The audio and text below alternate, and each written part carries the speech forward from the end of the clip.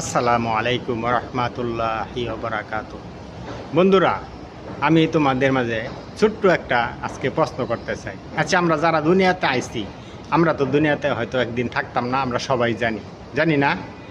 এরপরে আমরা যারা মনে করো মুসলমান, বন্ধুরা, পাঁচ ওয়াক্ত নামাজটা তো ফরজ।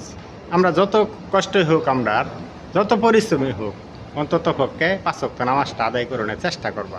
ভাই, আমরা দুনিয়াতে আইছি, কোনো দিন কিন্তু থাকতাম না। যত টাকার মালিকই হোক, যত টাকার মালিকই হও তুমি, তোমারে কিন্তু কেউ টাকা পয়সা দিত না। মরার পরে কিন্তু শুক্র মন যায় দেহ, দুনিয়াতে কিন্তু অন্ধকার। কিন্তু এরকম আমরা সবাই কেউ থাকতাম না, সবাই কিন্তু আমরা জানি। কিন্তু জানি না, এরকম আমরা মুসলমান যারা আছি, আমরা কিন্তু এক ওয়াক্ত নামাজ পড়তে চেষ্টা করি না। এরকম অনেক লোকে আসো। তা আমার কথা হয়েছে কি, ছোট্ট একটা ভিডিও দিলাম। বন্ধুরা, তোমরা চেষ্টা করবা, যা দুনিয়াতে আইসি থাকতে পারতাম না, একটু নামাজটা করার চেষ্টা করবা। আখেরাতে ইনশাআল্লাহ তোমরা শান্তি পাইবা। কিন্তু দুনিয়ার ভিতরে তো আমরা অনেক শান্তির লেগে আমরা কত এই কষ্ট করি, কিন্তু আখেরাতের শান্তির লেগে আমরা কিছু করি ভাই। তাই অন্তত পক্ষে পাঁচ ওয়াক্ত নামাজটা পড়ার চেষ্টা করবা।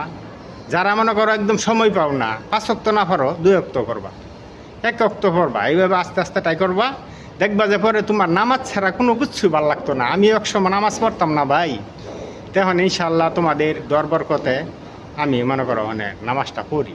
তো সকলে আমার জন্য দোয়া করবা, সকলের জন্য আমি দোয়া করি। ভাই, মরার পরে যে অনেক মনে করো যে কষ্ট হইব, সেই চিন্তাটা করু। কিন্তু নামাজটা বললে যদি আল্লাহ যদি আমাদেরকে ক্ষমা করে, দয়া করে, তো আমরা পার পাইয়াম। কিন্তু যদি আমরা মনে করো নামাজটা মতো না পড়ি, তা আল্লাহ আমরা কেমনে ছাড়টা দিব। তো বন্ধুরা, ছোটো একটা ভিডিও দিলাম, ছোট্ট না, একটু লম্বা হয়ে গেছে গা। যদি ভালো লাগে অবশ্যই আমার ভিডিওটা লাইক কমেন্ট করে দিব। হ্যাঁ।